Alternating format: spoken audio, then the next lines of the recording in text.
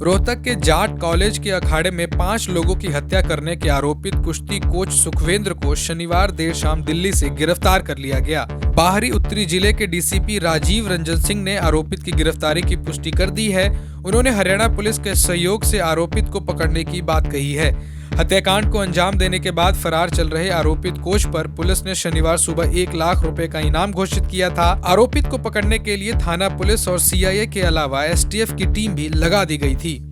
आरोपी सुखवेंद्र मोर सोनीपत के बड़ौदा का रहने वाला है। सोनीपत के ही सरगथल गांव निवासी 35 वर्षीय मनोज मलिक जाट कॉलेज के अखाड़े में हेड कोच थे। मनोज की पत्नी साक्षी रेलवे में क्लर्क थी। मनोज अपनी पत्नी और 3 वर्षीय बच्चे सरताज के साथ देव कॉलोनी में रहते थे। रोजाना की तरह शाम को वो अपनी पत्नी और बच्चों के साथ जाट कॉलेज के ट्रैक पर गए। सुखवेंद्र अखाड़े के ऊपर वाली मंजिल पर रहता था। उसने मनोज और उसके परिवार को रात 9:30 बजे अपने कमरे में बुलाया और ताबड़तोड़ फायरिंग कर दी। मनोज को 3 गोलियां लगी और उसकी पत्नी और वह बच्चे को भी एक गोली लगी। मनोज और उसकी पत्नी को गोली मारने के बाद सुखवेंद्र ने कमरे में ताला लगाया और चाबी लेकर वहां से निकल गया। गोली की आवाज सुनकर अखाड़े में नीचे बैठे अन्य कोच और खिलाड़ी ऊपर की तरफ दौड़े। तभी आरोपी ने अंधाधुंध फायरिंग कर दी और निकल भागा। घायलों को अस्पताल लेकर जाया गया, लेकिन मनोज की पत्नी साक्षी, उत्तर प्रदेश के मथुरा की रहने वाली पहलवान पूजा और रोहतक के गांव मोखना निवासी कोच प्रदीप की मौत हो चुकी थी।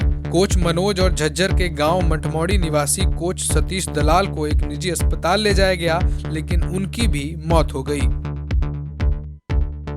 गौरतलब है कि जाट कॉलेज के अखाड़े में एक कोच ने शुक्रवार अंधाधुंध फायरिंग कर दी, जिसमें मुख्य कुश्ती कोच मनोज व उसकी पत्नी सहित 5 लोगों की हत्या हो गई। गौरतलब है कि जाट कॉलेज के अखाड़े में एक कोच ने शुक्रवार रात अंधाधुंध फायरिंग कर मुख्य कुश्ती कोच मनोज व उसकी पत्नी सहित 5 लोगों की हत्या कर दी।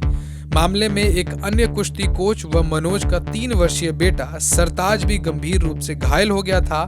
कोच का इलाज गुरुग्राम व बच्चों का उपचार पीजीआई में चल रहा है।